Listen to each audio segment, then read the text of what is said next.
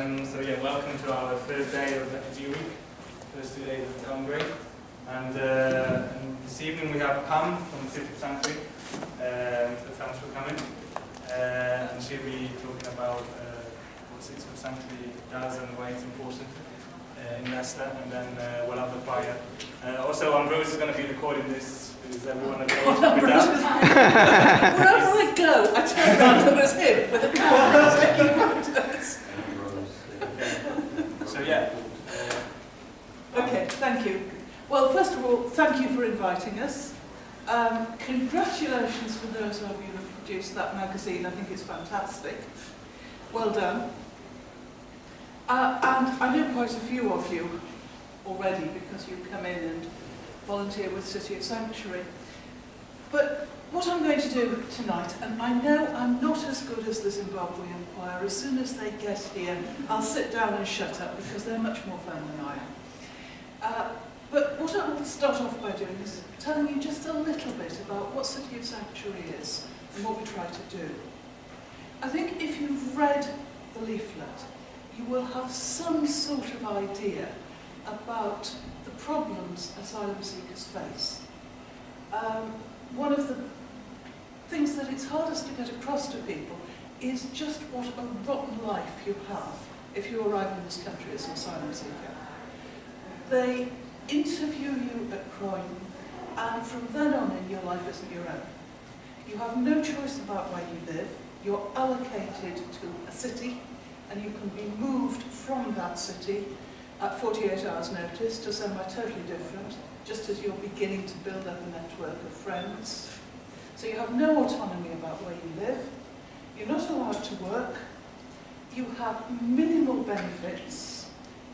In the early stages of your asylum application, you have something like £45 a week, less than job seekers allowance. When your case is turned down, and 80% of cases are turned down at the first hearing, you go on to what's called Section 4, which means that you get £35 a week, but it's not paid in cash. It's paid either in the form of a supermarket voucher or in the form of something called an Azure card, which you can use in the big 4 supermarkets. Peacocks, or at least you could use it in Peacocks when Peacocks was there, and Boots. That's your lot. You can't shop on the market, you can't shop in charity shops, you can't catch a bus, you can't sit down and have a cup of tea, you can't go and get your hair cut, you can't have your shoes mended, you can't have anything that you can't buy in the big supermarkets. And you can't even get to the big out-of-town supermarkets because you can't afford a bus, because you haven't got any money. So, asylum seekers on Section 4 particularly, but all asylum seekers, are in a really dodgy situation. The idea of Section 4 was that it was going to be temporary. We know people who've been on Section 4 for 5, 7, 9 years without cash, totally dependent on charities for food, for clothing, for anything that they can't buy in the supermarkets. So that gives you some sort of idea of what these people are suffering when they get here, never mind what's happened to them before they came. City of Sanctuary is a charity that tries to alleviate some of these problems. When people ask me what we do, I usually say not enough. But at least we try to do something. The charity was established in Sheffield in 2005. Leicester was the first branch outside Sheffield, and we set up in 2007. There are now 23 cities of sanctuary around the country, and several more trying to set up. So, the first thing to say is we're a very young charity, and we're evolving. What we all claim to do is to create a culture of welcome for asylum seekers and refugees. And in the early stages of our existence, what we did mostly was go out and give talks and tell people the things I've been telling you and more about what it's really like to be an asylum seeker, how little money you have, the fact that you can't choose where you live, the fact that you can't work, all the other problems that asylum seekers have. But gradually we've come to realise that creating a culture of welcome is all very well, telling people what it's like. You'll reach a small number of people. But you have to be welcoming as well. So in Leicester, we do a number of things. Not all cities of sanctuary are the same. Each city develops its own way of making asylum seekers welcome. In Leicester, we choose to be very hands-on. And we run various projects. We run a drop-in centre once a week on Thursday afternoons at St Martin's House. We're awash with volunteers, but anybody who'd like to drop in and see what we're doing, you're just as welcome as the asylum seekers are to come and chat to people, because the idea of the drop-in centre is that asylum seekers will meet members of the host community and make friends. Most asylum seekers very seldom get to meet anybody within the host community other than taking their ASIO card in a shop or at the reporting centre in Loughborough or whatever. Most people don't interact with asylum seekers to any extent, so that's quite important. And at the drop-in centre we have computers. We have internet access on 5 computers, which is very important, free internet access. We also have volunteers who help the asylum seekers to use computers, because some people come to us reasonably computer literate, but a lot don't. So they need very basic skills. We've got people who've come to us who never turned a computer on, and who are now becoming really quite competent. We have sewing machines, and we have a lady who helps ladies to do sewing, to make dresses. We also have fabric. Now, again, if you're living on very minimal income, however cheap the market is on the fabric, you can't go. However cheap the fabric is on the market, you can't go out and buy it. So we have fabrics that people can choose from. We have knitting wool. People knit squares, knit garments for themselves, knit garments for us to sell. We have games, we have things like chess and Scrabble, we have magazines, we make cups of tea, we provide lunch, and very importantly, we pay people's bus fares to come. Because if you are living on a very minimal income, or no income at all, either the long walk into town from Beaumont-Lees or Brunston or wherever you happen to be billeted is not something you do unless you have to do it. And secondly, if you're living actually on cash benefit, it's £4 return, which out of £45 a week is an awful lot of money for something you don't absolutely have to do. So we pay people's bus fares, we provide a lunch, and we also try to help people with their problems. We do a lot of troubleshooting, suggesting where people can go if they've got a problem, writing letters for people. I'm very proud of myself because I've managed to get 2 asylum seekers off fines that they were given for not having television licenses in properties that didn't belong to them. The television sets didn't belong to them. They were newly arrived in this country and didn't know they needed a television license anyway, and in one case the television set didn't even work. So that sort of thing happens. Unfortunately, in both cases, they'd actually signed a document because they're so used to people turning up and saying, sign this, that they do. So we deal with things like that. So that's the drop-in centre. Another scheme some of you know something about is NEST. NEST stands for New Evidence Search Team, and Bessie, my friend in blue at the back, is in charge of it. It aims to help asylum seekers, nearly always people who have been turned down once, to gather new evidence to take to their solicitor to resubmit their claim. That sounds simple. It's actually very interesting work because you find people have the most convoluted cases, but nonetheless, we tend to be getting the people who are difficult, the people whose cases are not obvious. the people who Red Cross have thrown up their hands in horror and said, oh, we really can't deal with this is going to be too tricky. We've had, is it 25 cases now? 25 cases so far. We only set up in, when? September? October? Maybe October, very recently. So there's a big demand for this. We also run a hosting scheme. Again, it's very small scale. We have at the moment 11 people on our books who are willing to give their spare bedroom for a short period to an asylum seeker who's got problems. That's very new as well. We've had 3 placements so far. And while the person is in the accommodation, it's somebody who is at that stage destitute. While they're in the accommodation, we also provide them with £25 a week so they can buy some food, catch buses and so on. I seem to be stressing catching buses, but in fact, if you live somewhere that's not within walking distance of the town centre and you haven't got any money in your pocket, the ability to get around becomes really quite central to your life. Another scheme we run is something called Appealing For. And asylum seekers will come to us and say, I desperately need it can be anything, it can be a bath towel, it can be an iron, it can be a bicycle repair kit.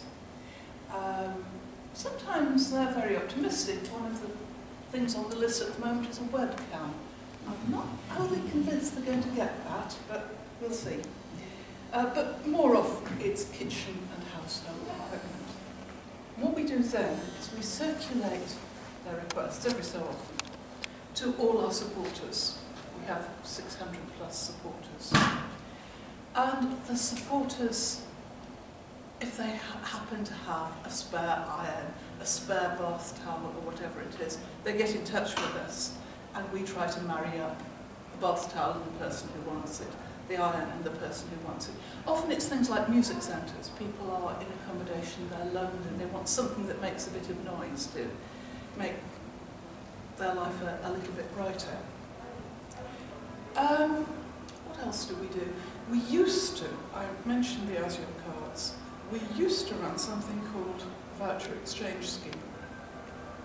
This was in the days when everybody who was in Section 4 was given a supermarket shopping voucher, which was valued at £35. And we used to buy those for cash and then sell them on to supporters who had signed up with us. That worked beautifully. Too beautifully. So the UK Border Agency made it impossible. They changed the system first of all. We thought that's all right. They've now got ASIO cards. We'll send them into the supermarkets and tell them to buy a supermarket gift card, and we can still change it. So the UK Border Agency forbade the supermarkets to sell gift cards to anybody who had an ASIO card. So gradually that scheme has petered out. Though we do in a very small way now do something called shopping buddies, where we marry up somebody who has an ASIO card with somebody who wants to shop.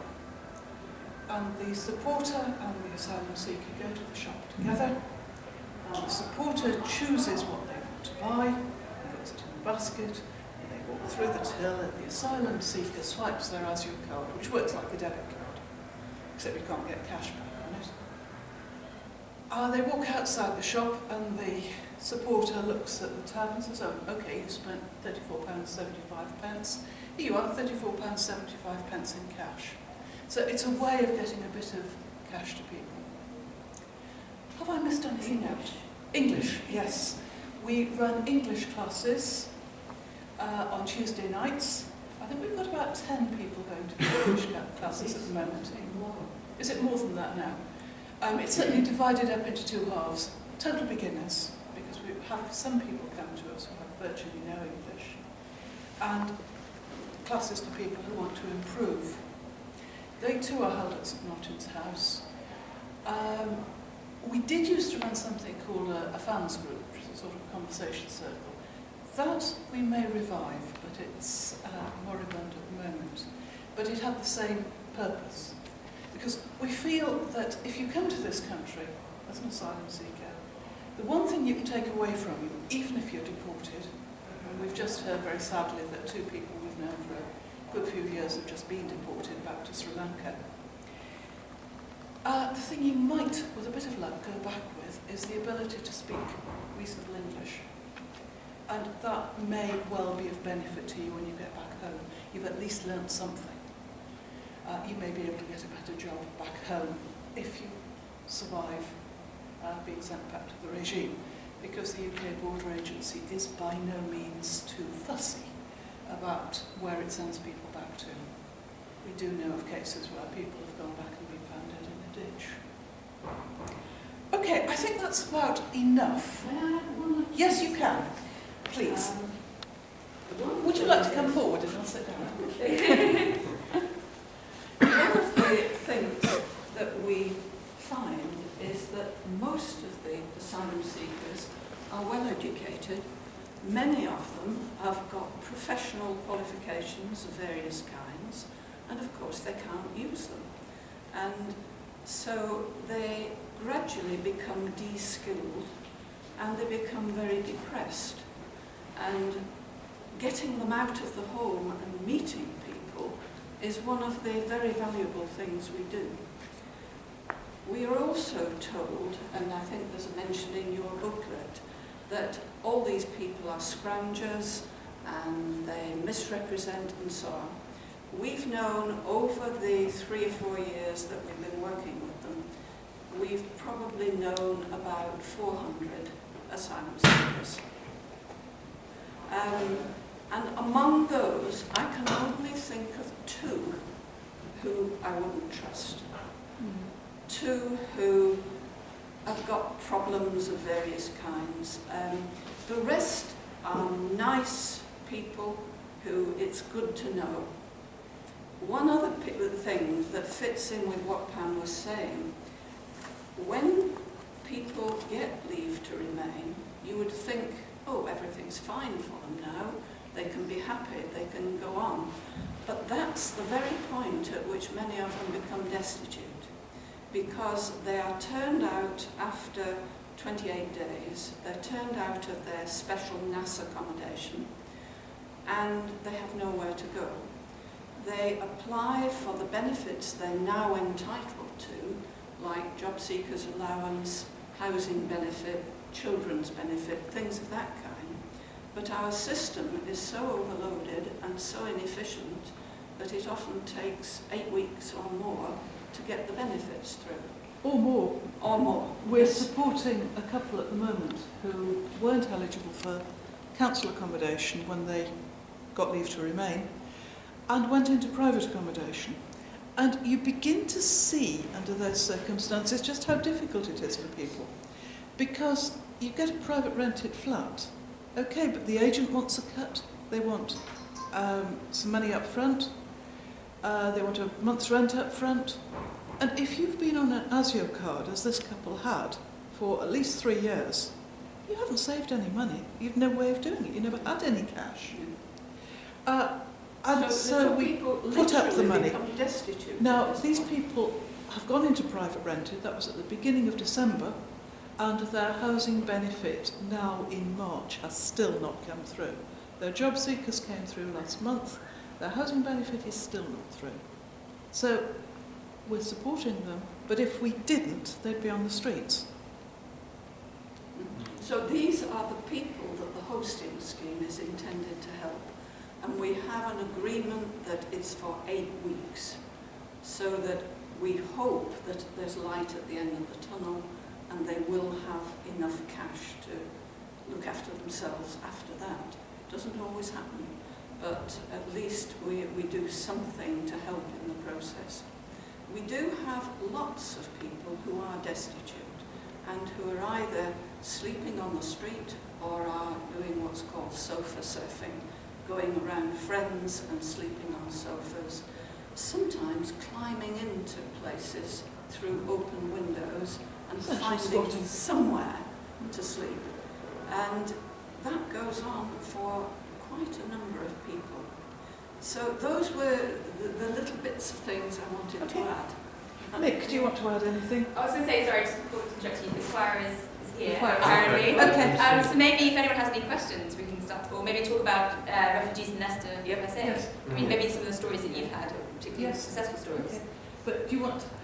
I'm sure the choir is more fun for you. I'm sure, but they're not quite here yet, but they are here. They're here. You Okay. have to allow for the fact that they're on Zimbabwe time. Yes. Which They're is both always a African little time. bit different. So maybe does anyone have any questions? Yeah. Any questions? Any questions? Does the government do you guys do any government pressuring or lobbying? Well, this is a bit of a moot point because City of Sanctuary, when it was set up in Sheffield, decided that it was going to take a softly approach and it wasn't going to lobby. I'm not sure I agree with that. I really think that somebody has to hold the government and the border agency to account. And at the moment, there's a certain amount of uncertainty. We're not quite sure where City of Sanctuary stands on this.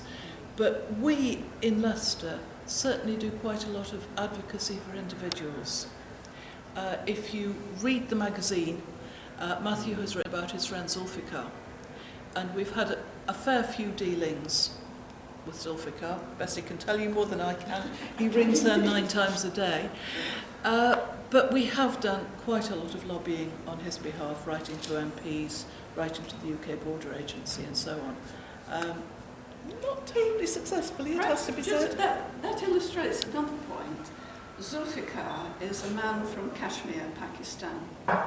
He came here because of a variety of persecution issues.